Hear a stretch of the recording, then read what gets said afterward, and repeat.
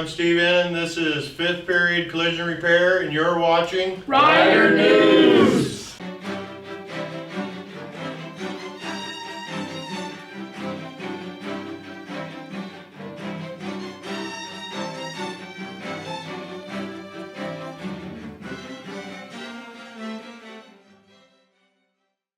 Hello, Rough Riders. We want to thank Mr. Enning's 5th period class for introducing this episode of Rider News. This week, we have a segment on our local CTE classes here on campus, a squid dissection, and Mr. Logan's Love Where You Live. I'm Elijah. Let's get started.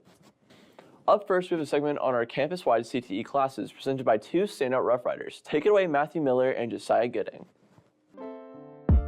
What does CTE stand for? CTE stands for Career and Technical Education. Port Angeles High School offers multiple CTE pathways including business, healthcare, agriculture, culinary arts, automotive, welding, and computer sciences. CTE also provides career readiness and job opportunities. The skills learned in CTE courses prepare students for entry-level jobs right after high school or give them a head start in college. Classes emphasize resume building and interview skills and professional development. One of the best CTE classes provided at this high school is marketing. One thing I've learned about marketing is it's gotten easier for me to talk to people and stand up in front of crowds and talk. Marketing has taught me how to present myself, ideas, and my products to people around me professionally. It has also taught me how to interact with my community and businesses. This week, our Rider News staff wants to show off a new segment featuring the insides of a squid. Look and listen as we take a closer look into our local marine biology. Hello, my name is Juliana Cake, and I'm from Rider News, and I'm here with Mrs. Mathis. So we're here to talk about the squid dissection, and I've got a few questions. Yeah. So what made you choose the squid? Well, the phylum that we're working on included squid. So in marine biology, we're breaking down all the different types of animals in the ocean. Mollusks is the phylum that we are looking at, and within there is the cephalopods, which is including squid. These guys are pretty small, easy to get to, and not bloody. Okay. And then what was your favorite part about the dissection? I love it when the kids pull out the long pen out of the back of the squid, and then we'll burst the ink sac if there's still ink, and you guys can write your names in squid ink. I just think that's always the coolest part. That was terrifying for me because the way it popped out, I was like, and then what was your least favorite part? I think anytime you do a dissection, the least favorite part's going to be the smell. It was definitely a little squid smelly in here through the day, but it's pretty good now. How long did that take for it to get out of the room completely? No one was really complaining after lunch too bad. So a couple hours. Okay. Yeah. And then if you could redo it, what would you have done differently? Make you guys dissect without gloves. Oh, no. Welcome back. On our last segment of Rider News this week, we have an installment of Love Where You Live with Mr. Logan. Forest and rivers and trees and mountains, ocean and a national park in your background. Love where you live with Mr. Logan.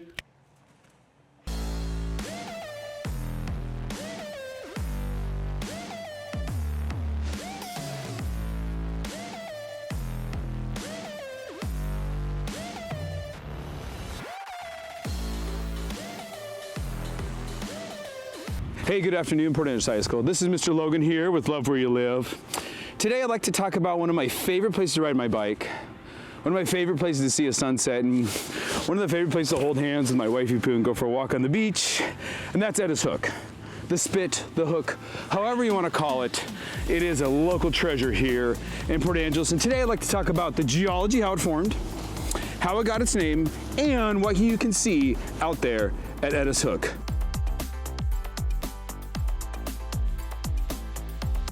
Rivers are the great movers of earth. Sand, silt, rocks, boulders get transported by rivers. The Elwha River is no exception, as it moves earth from the interior of the Olympic Mountains out to the Strait of Juan de Fuca. Step one in the creation of Edda's Hook is the erosion and movement of material by the Elwha River. Step two involves the movement of the ocean. Next time you're at a beach, sit and stare. Really, just sit there for a long time and stare.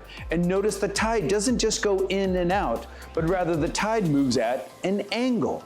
The tide comes in and moves out at an angle, then back in, out at an angle all day long. For those of you hoping to impress your family at the dinner table with your vocabulary, this is known as longshore current.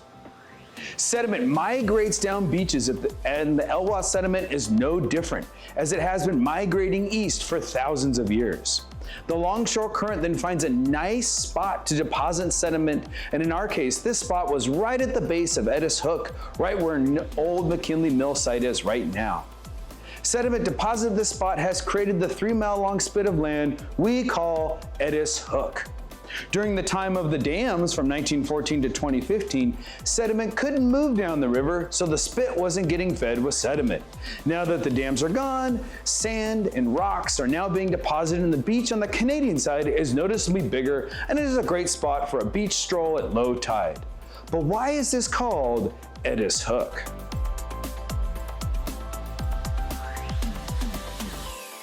Wendy Sampson Sinsnach Etwanus Iamson. I'm Wendy Sampson. I'm Clallam from Elwha. The word Enos actually is a village name of the village of Ennis, the village that used to be at Ennis Creek here in Port Angeles.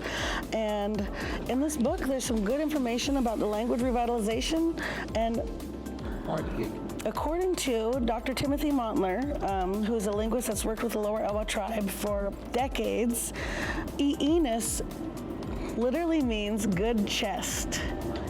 And that is because it was a headland used for a vantage point and shelter to protect the entire harbor. A couple of the place names in our Port Angeles area come from Clallam words. These names are not just words with no meaning, but they actually have meanings to them in the prefixes, infixes, and suffixes. The names themselves tell a story. The word Enos, which is where the word Ennis comes from, Ennis Creek and Ennis Street come from the Clallam word Enos.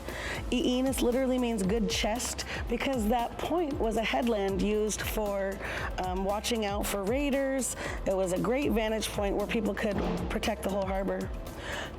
The word for Port Angeles, Chihuitzen, that name has a meaning also, and it means to enter back behind, because if you look at the land of Port Angeles, Chihuitzen, the spit, people would have to enter back behind the spit to get into Port Angeles. So the whole entire area inside the harbor was known as Chihuitzen.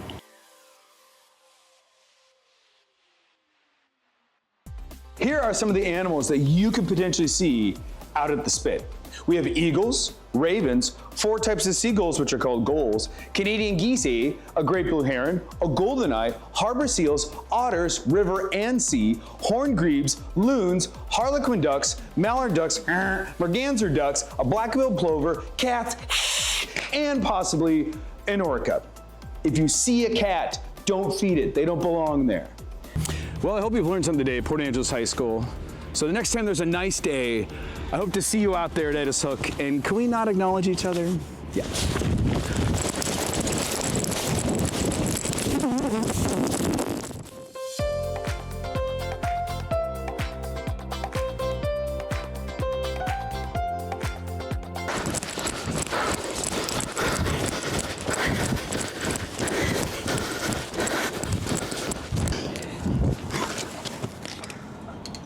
I need to get there. So.